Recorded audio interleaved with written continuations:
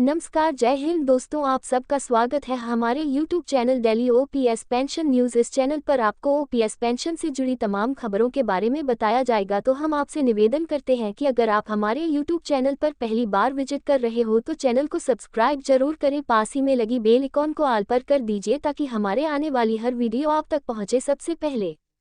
थोड़ी कम लेकिन हर महीने मिलेगी पेंशन, ऑप्स पर बड़ी खबर, जानिए राज्यों का नया प्रस्ताव। पुरानी पेंशन योजना ऑप्स को दोबारा लागू करने की मांग पूरे देश में जोर पकड़ रही है। राजस्थान, छत्तीसगढ़, झारखंड, पंजाब और हिमाचल प्रदेश ऐसे राज्य हैं जहां पहले ही ओल्ड पेंशन स्कीम लागू ऑप्स कर दी गई है।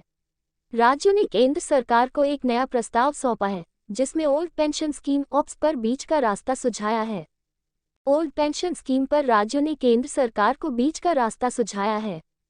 Old pension news. देश भर में पुरानी पेंशन योजना ऑप्स को दोबारा लागू करने की मांग जोर पकड़ रही है। इसी बीच कुछ राज्यों ने केंद्र सरकार को बीच का रास्ता सुझाते हुए एक नया प्रस्ताव दिया है। इस प्रस्ताव में सरकारी कर्मचारियों को ओल्ड पेंशन स्कीम के मुकाबले थोड़ी कम पेंशन देने की बात कही गई है। लेकिन महत्वपूर्ण बात यह है कि कर्मचारियों को ऑप्स की ही तरह हर महीने नियमित पेंशन मिलती रहेगी। क्या है नया प्रस्ताव? इंडियन एक्सप्रेस की एक रिपोर्ट के मुताबिक कई राज्यों ने वित्त सचिव की अगुवाई वाली कमेटी को जो प्रस्ताव सौंपा है उसमें सरकारी कर्मचारियों को उनकी न्यूनतम सैलरी पर पेंशन देने की बात कही है।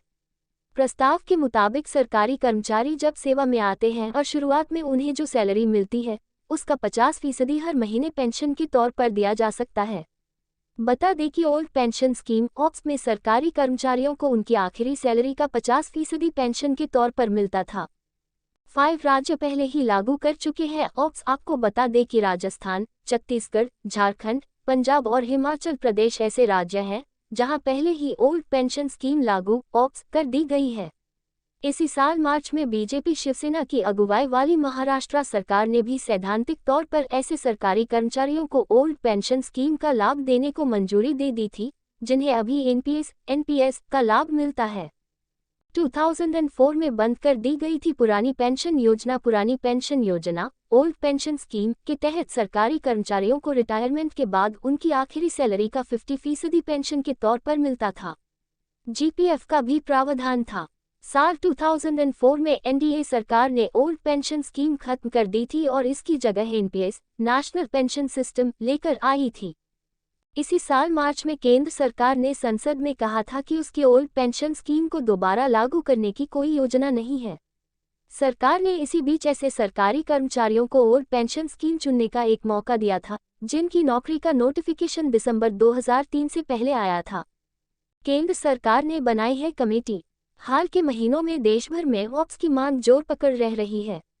कुछ राज्यों द्वारा दोबारा पुरानी पेंशन योजना ऑप्स में लौटने के बाद केंद्र सरकार ने मौजूदा पेंशन सिस्टम की समीक्षा के लिए कमेटी भी गठित की है।